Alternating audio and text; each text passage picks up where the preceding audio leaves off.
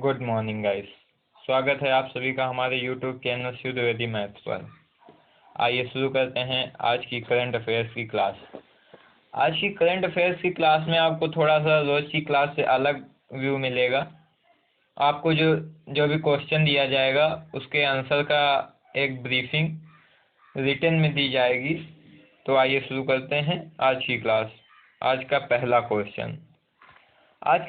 Question है, NASA के आगामी मिशन का नाम क्या है जिसके तहत वह 2024 में चंद्रमा पर पहली महिला एस्ट्रोनॉट को उतारने की योजना बना रहा है। तो दोस्तों इसका उत्तर है आर्टेमिस मिशन। आर्टेमिस मिशन है क्या, इसको देखते हैं। ये अभी मैं इसी के बारे में बात कर रहा था कि आपको रिटन में दिया जाएगा। तो आइए देखते हैं, ये आपकी स्क्रीन पे रहा।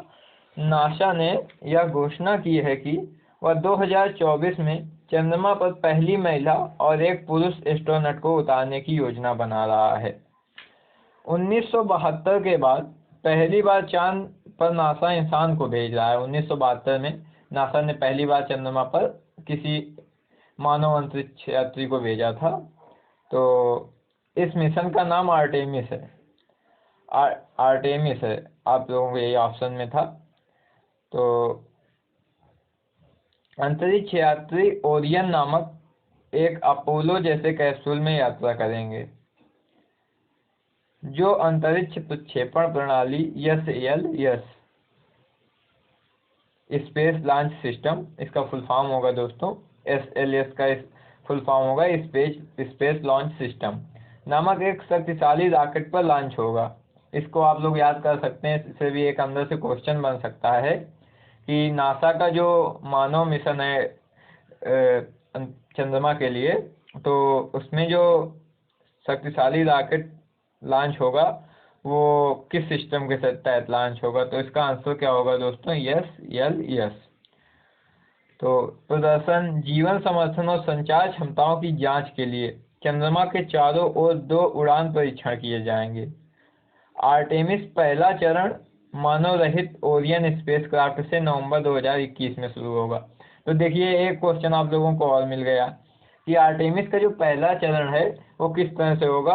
तो ओरियन नामक स्पेसक्राफ्ट, इस चीज को आप लोगों को याद करना होगा कि ओरियन नामक स्पेसक्राफ्ट से नवंबर 2021 में इसका पहला चरण शुरू हो जाएगा और आर्टेमिस का दूसरा चरण 2023 में चालक दल के साथ उड़ान भरेगा। तो इससे आप लोगों को 2-3 क्वेश्चन मिले। एक तो क्वेश्चन मिला कि किस प्रणाली के तहत ये रॉकेट जाएंगे, तो उसका आंसर है SLS स्पेस लॉन्च सिस्टम के द्वारा।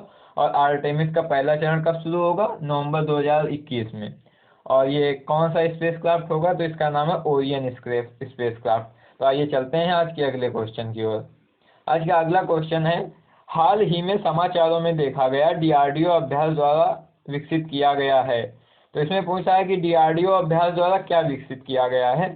तो इसका उत्तर है दोस्तों, DRDO अभ्यास द्वारा वैमानिकी विकास प्रतिष्ठान विकसित किया गया है।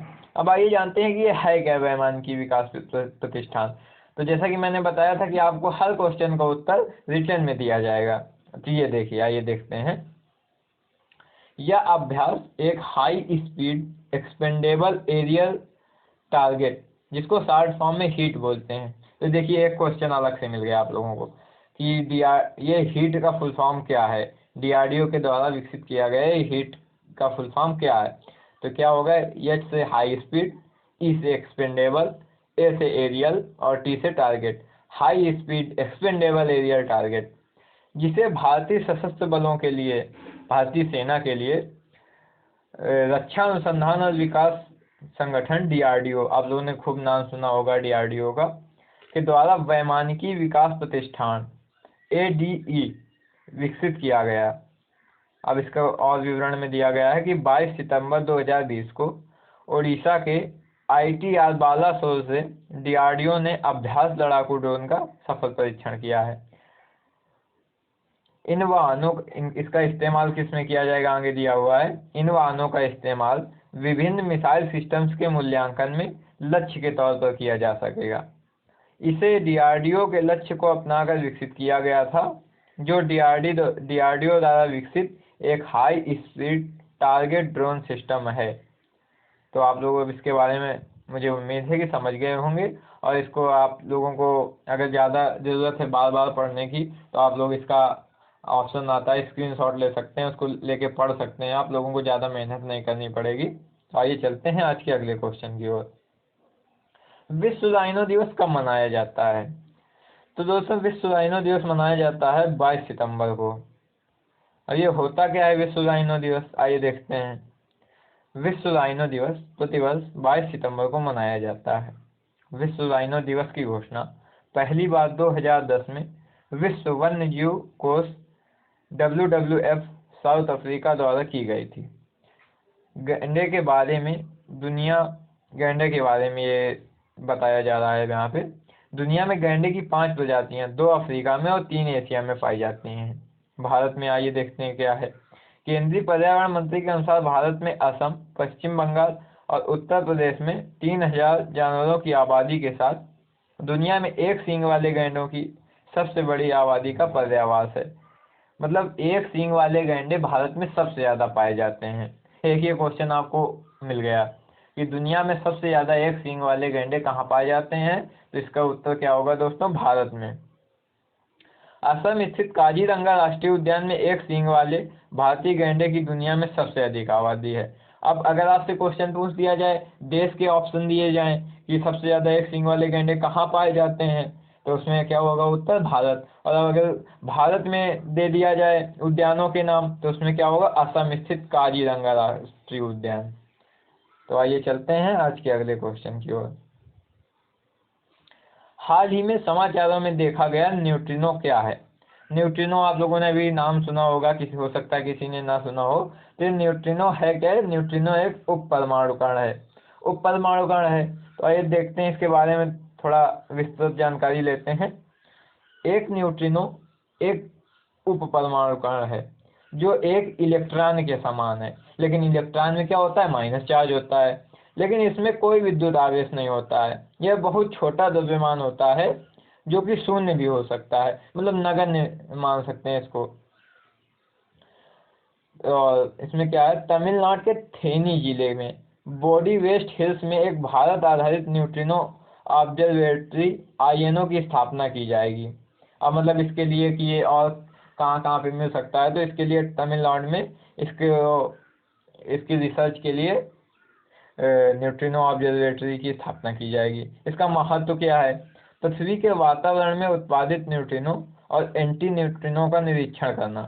तो INO का महत्व क्या होगा, काम क्या होगा, तो पृथ्वी के जो एटमॉस्फेयर है, वातावरण है, उसमें जो उत्पादित न्यूट्रिनो और एंटी न्यूट्रिनो का निरीक्षण करना, जिसका मुख्य स्रोत सूर्य और पृथ्वी का वातावरण है।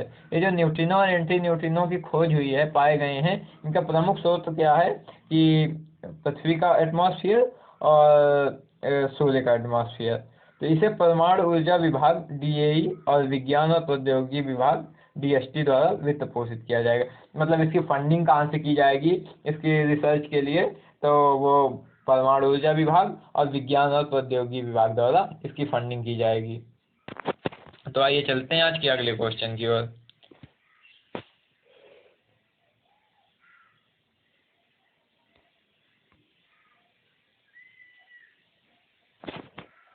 थोड़ा सा पेज में कुछ गड़बड़ हुआ है दोस्तों। आइए चलते हैं आज के अगले क्वेश्चन की ओर। हाल ही में भारत के दूसरे रॉकेट लॉन्च पोर्टल के निर्माण के लिए किस राज्य की पहचान की गई है? हाल ही में भारत के दूसरे रॉकेट लॉन्च पोर्ट के लिए निर्माण के लिए किस राज्य की पहचान की गई है? तो इसका आंसर है दोस्तों तमिलनाडु। तो आइए जानते हैं, थोड़ा डिटेल में जानते हैं इसके बारे में। भारत के दूसरे रॉकेट लॉन्च पोर्ट का निर्माण तमिलनाडु के थुथुकुडी, आप लोगों को हो सकता याद करना होगा ये कि तमिलनाडु के थुथुकुडी जिले में कुलशेखरपट्टिनम में होगा। तमिलनाडु के थुथुकुडी जिले में कुलशेखरपट्टिनम में होगा।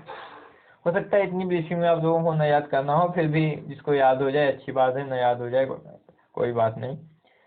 वर्तमान में रॉकेट श्रीहरिकोटा के इसरो के स्पेस पोर्ट से लॉन्च किए जाते हैं। वर्तमान में केवल एक रॉकेट लॉन्च पोर्ट है भारत में, वो श्रीहरिकोटा में है, वहाँ से लॉन्च किए जाते हैं। जो सतीश धवन स्पेस सेंटर प्रथम लॉन्च पैड है। घरेलू और वैश्विक ग्राहकों के लिए इसरो द्वारा लॉन्च संख्या बढ़ाने के लिए दूसरे बंदरगाह की आवश्यकता है। यह निजी खिलाड़ियों को उपग्रहों और प्रक्षेपण वाहनों के निर्माण के साथ साथ विभिन्न अंतरिक्ष योग्य प्रणालियों और उप प्रणालियों को विकसित करने में सक्षम करेगा। मतलब अभी तक एक लॉन्च पैड था, उसी पे ज़्यादा लोड हो जाता था, उसी से सब कुछ होना है, जिसके लिए इसरो ने एक नए लॉन्च पैड की निर्माण करने की तैयारी बनाई है, और वो तमिलनाडु में थूथुक्कुडी जिले के कुलशेखरपट्टिनम में निर्माण होगा उसका। आइए चलते हैं आज की अगले क्वेश्चन की ओर। काकतीय राजवंश को किसके स्वरूप में बदल दिया गया है? तो इसका उत्तर है दोस्तों पश्चिमी चालुक्य। आइए जानते हैं ये है क्या। 13वीं शताब्दी में आंध्र प्रदेश की राजधानी अमरावती के पास धारानिकोटा में काकतीय राजवंश के एक शासक गणपति देव द्वारा निर्मित एक मंदिर को स्थानीय देवी बालुसुलाम्मा अर्थात देवी दुर्गा के मंदिर में बदल दिया गया। वहाँ पे देवी दुर्गा को वहाँ की स्थानीय भाषा में बालुसुलाम्मा बोलते हैं। ये आप लोगों को एक क्वेश्चन यहाँ से मिला कि अमरावती में आंध्र प्रदेश में देवी दुर्गा को बालुसुलाम्मा बोलते हैं। गणपति देव पहले राजा हैं जिन्होंने अपने राज्य की सीमा के बाहर और आंध्र प्रदेश के तटीय क्षेत्र में काकती देवी की पूजा की थी। काकतीय राजवंश के बारे में जानते हैं। काकतीय राजवंश 12वीं और 13वीं शताब्दी के दौरान एक दक्षिण भारतीय राजवंश था जिसकी राजधानी ओरगल्लू थी, जिसे अब वारंगल के नाम से जाना जाता है। आप लोगों ने सुना होगा, काफ़ी लोगों ने हो सकता है ना सुना हो, कि आईआईटी और एनआईटी वारंगल में है, जिनके लिए काफ़ी लोग मेहनत करते हैं कि हाँ वहाँ पे जाना है। काफ़ी अच्छी एनआईटीज़ हैं, तो उसका पहले नाम था ओरगल्लू। वे पश्चिमी चालुक्य से थे। महान इतालवी यात्री मार्को पोलो ने काकतीय साम्राज्य का दौरा किया। तो आइए चलते हैं आज के अगले क्वेश्चन की ओर। थोड़ा सा लेंदी क्वेश्चन जरूर है, लेकिन इनसे आपको एक क्वेश्चन से दो तीन क्वेश्चंस मिलेंगे, और ये थोड़ा हाई लेवल के क्वेश्चंस हैं आज, तो आप लोगों को इनसे काफ़ी ज़्यादा नॉलेज होगा। तो आइए चलते हैं और देखते हैं ये क्वेश्चन। बेसल थर्ड अनुपालन बांड के संबंध में निम्नलिखित कथनों पर विचार करें। 2018 में बेसल थर्ड दिशा निर्देश जारी किए गए थे, पहला कथन। दूसरा कथन है बेसल थर्ड मानदंड का उद्देश्य अधिकांश बैंकिंग गतिविधियों जैसे उनकी ट्रेडिंग बुक गतिविधियों को अधिक पूंजी गहन बनाना है। तीसरा कथन देखते हैं, जारी किए गए बॉन्ड्स के लिए बैंक की टियर सेकंड पूंजी के रूप में अर्हता प्राप्त है और प्रत्येक बॉन्ड की कीमत 10 लाख रुपए है। और चौथा कथन है, उपरोक्त कथनों में से कौन सा सही है? तो इसका उत्तर है दोस्तों कि कथन दूसरा और कथन तीसरा सही है। तो इसके बारे में आप लोग देख सकते हैं, यहाँ पे लिखा हुआ है दिशा निर्देश वर्ष 2010 में जारी किए गए थे। ये दिशा निर्देश 2008 के वित्तीय संकट के प्रत्युत्तर में पेश किए गए थे। इन बॉन्ड पर 10 वर्ष की अवधि के लिए प्रतिवर्ष 6.24% की कूपन दर अदा की जाएगी। भारतीय स्टेट बैंक द्वारा बेसल थर्ड अनुपालन बॉन्ड जारी करके 7,000 करोड़ रुपए की राशि जुटाई गई। बेसल मानदंड होते क्या हैं? ये केंद्रीय बैंकों के समूह द्वारा गठित व्यापक पर्यवेक्षी मानक हैं, जिन्हें बैंकिंग निगरानी पर बेसल समिति BCBS कहा जाता है। बेसल समझौते का उद्देश्य वित्तीय संस्थानों के पास अप्रत्याशित नुकसान को सहन करने तथा दायित्वों को पूरा करने हेतु पूंजी को सुनिश्चित करना है। बेसल फर्स्ट और बेसल सेकंड 1988 और 2004 में जारी किए गए थे। तो ये दो क्वेश्चन आपको यहाँ से मिलेगी। बेसल फर्स्ट कब जारी किया गया था? 1988 में। और बेसल सेकंड कब जारी किया गया था? 2004 में। और बेसल थर्ड कब जारी किया गया था? 2010 में। तो ये तीन क्वेश्चंस आपको क्रमशः याद रखने होंगे, खासकर 1988 में बेसल फर्स्ट, 2004 में बेसल सेकंड और 2010 10 में बेसल थर्ड। आइए चलते हैं आज के अगले क्वेश्चन की ओर। इसमें पूछा गया कि मेडिकेन्स क्या है। मतलब हाल ही में कुछ लोगों ने समाचारों में देखा होगा, न्यूज़पेपर्स में, न्यूज़ चैनल्स में, कि मेडिकेन्स क्या है। मेडिकेन्स एक उष्णकटिबंधीय चक्रवात है। तो भूमध्य सागर में अतिरिक्त उष्णकटिबंधीय तूफान है जिसे मेडिकेन्स के रूप में जाना जाता है। इसकी आवृत्ति में बढ़ोतरी हो सकती है। कुछ दुर्लभ अवसरों पर श्रेणी 1 के भूमध्य सागरीय हरिकेन तूफान की ताकत रखने वाले कुछ तूफान देखे गए हैं। किन देशों में? 21 देशों में भूमध्य सागर पर समुद्र तट हैं। उनमें से कुछ मिस्र, फ्रांस, ग्रीस, इजराइल, इटली आदि हैं। हाल ही में लानोस नामक एक मेडिकेन ग्रीस के तट पर टकराया था, जिसके कारण केफालोनिया, जांगिथोस और इथाका के द्वीपों पर भारी वर्षा के साथ बाढ़ की स्थिति बन गई थी। हाल ही में वैज्ञानिकों ने चेतावनी दी है कि मानव प्रेरित जलवायु परिवर्तन के कारण भूमध्य सागरीय तूफान की आवृत्ति में बढ़ोतरी हो सकती है। तो इसका मतलब है कि जो कृत्रिम जलवायु परिवर्तन की कोशिश की जा रही है वैज्ञानिकों के द्वारा, उसके द्वारा भूमध्य सागरीय तूफान की आवृत्ति में बढ़ोतरी की जा सकती है। तो ये मेडिकेन्स क्या होते हैं? उष्णकटिबंधीय चक्रवात होते हैं। आप लोगों को ध्यान रखना होगा कि मेडिकेन्स क्या होते हैं? उष्णकटिबंधीय चक्रवात होते हैं। तो आइए चलते हैं आज के अगले क्वेश्चन की ओर। हाल ही में समाचारों में देखा गया न्यू स्टार्ट संधि अमेरिका और किसके बीच एक समझौता है? आप लोग देखते होंगे कि सुपर पावर बनने की रेस में अमेरिका और रूस दोनों एक दूसरे से अक्सर झगड़ते रहते हैं, लेकिन अभी हाल ही में इसका उत्तर होगा रूस। दोस्तों, हाल ही में अमेरिका और रूस के बीच एक समझौता हुआ है जिसका नाम है नई सामरिक शस्त्र न्यूनीकरण संधि। मतलब ज़्यादा कम से कम शस्त्र बनाए दोनों देश, कम से कम परमाणु परीक्षण किए जाएं, इसके लिए संधि की गई है, जिसका नाम है स्ट्रेटेजिक आर्म्स रिडक्शन ट्रीटी। तो इसका शॉर्ट फॉर्म में क्या होगा? इसका स्टार्ट। अब आप लोगों से पूछा जा सकता है स्टार्ट का फुल फॉर्म क्या है, तो इसको आप लोग आसानी से कर सकते हैं। स्ट्रेटेजिक आर्म्स रिडक्शन ट्रीटी, नई सामरिक शस्त्र न्यूनीकरण संधि।